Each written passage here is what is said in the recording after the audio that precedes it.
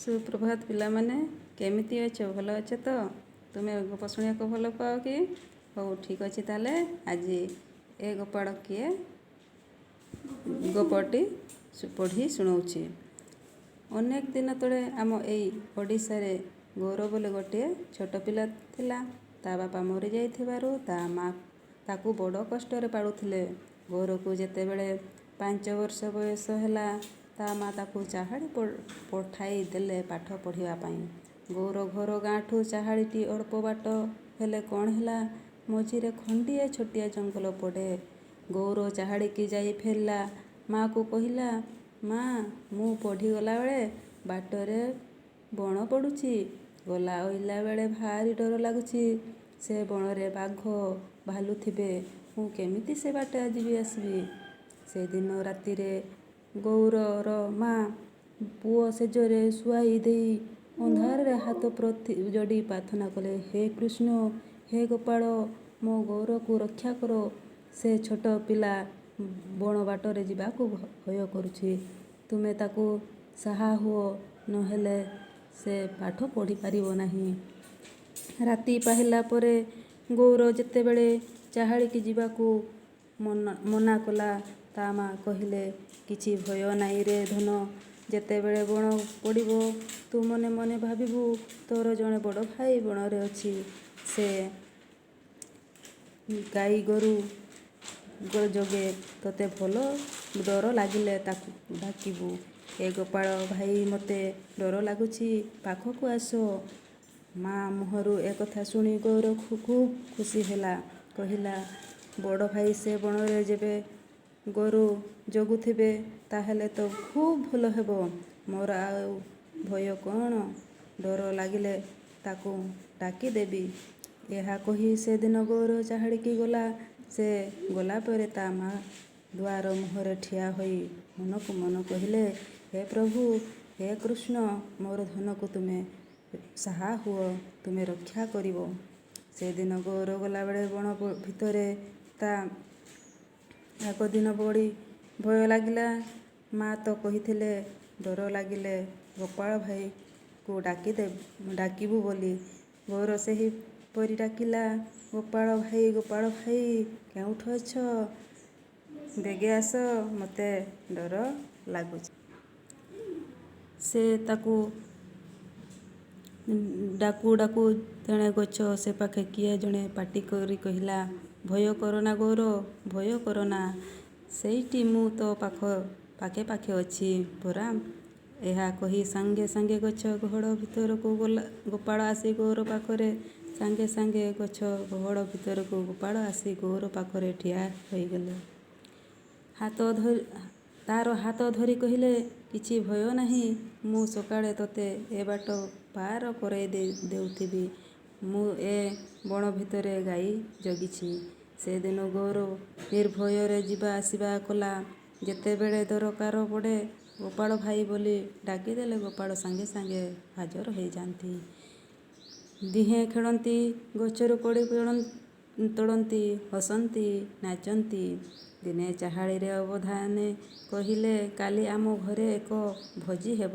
ସବୁ ପିଲା ଭୋଜି ଖାଇବାକୁ ଆସିବ। ଅବଧାନ ଏକଥା କହିବା ପରେ ପିଲାମାନେ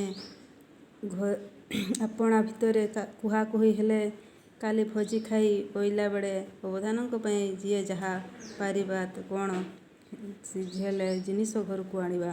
କିଏ କହିଲା ଚାଉଳ ଆଣିବି, କିଏ କହିଲା ଫଳ ଆଣିବି, ଆଉ କିଏ କ'ଣ କହିଲା। ଗୌର ଚାହାଳିରୁ ଫେରି ମା'କୁ ଯାଇ କହିଲା, ମା, ଅବଧାନଙ୍କ ଭୋଜି ପାଇଁ ମୁଁ କ'ଣ ନେବି? ତ ମା କହିଲେ, ନାଇଁରେ ଧନ, ଆମର କ'ଣ ଅଛି ଯେ କ'ଣ ଦେବୁ? ଅଛି ବୋଇଲେ ଖୁଦ ପୁଞ୍ଜେ, ତାକୁ ନେଲେ ଅବଧାନେ କ'ଣ କହିବେ? ତୁ ଯା, ସେମିତି ଅବଧାନେ ବୁଝିପାରିବେ ଯେ। ସକାଳୁ ଉଠି ଗୌର ଚାହାଳିକି ଚାଲିଲା। ମାତ୍ର ମନେ ମନେ ଭାବିଲା, ସାଙ୍ଗସାଥୀମାନେ ତ କେତେ ଜିନିଷ ନେଇଥିବେ, ମୁଁ ତୁଚ୍ଛା ହାତଟାରେ କେମିତି ଯିବି? ଏହି ସମୟରେ ତାର ମନେ ପଡ଼ିଲା ଗୋପାଳ ଭାଇ କଥା। ମନକୁ ମନ କହିଲା, ଗୋପାଳ ଭାଇ ତ ବାଟରେ ଅଛି, ତାକୁ ଡାକିବି, ସେ କ'ଣ କହିବ ଦେଖିବା। ଏହା ଭାବି ଯାଉ ଯାଉ ବଣ ପଡ଼ିଲା। ସେ ପାଟି କରି ଡାକିଲା, ଗୋପାଳ ଭାଇ, ଗୋପାଳ ଭାଇ। ଗୋପାଳ ସାଙ୍ଗେ ସାଙ୍ଗେ ଆସି ଗଉର ପାଖରେ ହାଜର ହେଲେ।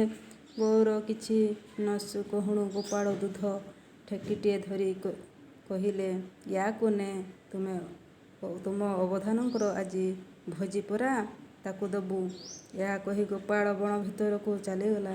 ଗଉର ଯେତେବେଳେ ଅବଧାନଙ୍କ ପାଖେ ଦୁଧ ଠେକିଟି ଥୋଇଦେଲା, ଅବଧାନେ ଦେଖି ଭାରି ଖୁସି ହେଲେ।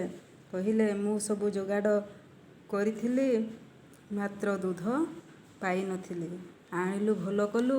ପିଲାମାନେ ଯେତେବେଳେ ଖାଇ ବସିଲେ, ଅବଧାନ ଟିକେ ଟିକେ ଦୁଧ ସମସ୍ତଙ୍କୁ ଦେଲେ। ସମସ୍ତଙ୍କୁ ଦେଇସାରି ସେ ଦେଖିଲେ ଦୁଧ ଠେକି ଯେମିତି ପୂରି ରହିଥିଲା ସେମିତି ରହିଛି। ସେ ଆଉ ଥରେ ଦେଇଗଲେ। ପୁଣି ଦେଖିଲା ବେଳକୁ ଠେକିରୁ ଦୁଧ ସରି ନାହିଁ, ଭରି ହୋଇ ରହିଛି। ତ ଅବଧାନେ ଏ କଥା ଦେଖି ତଟକା ହୋଇଗଲେ। ପଚାରିଲେ, ଗୌର, ଏ ଦୁଧ ତୁ କେଉଁଠୁ ଆଣିଲୁ? ଗୌର ସାଙ୍ଗେ ସାଙ୍ଗେ କହିଲା, ବଣରୁ ଆସିଲି। ମୋ ବଡ଼ ଭାଇ ସେଠି ଥାନ୍ତି।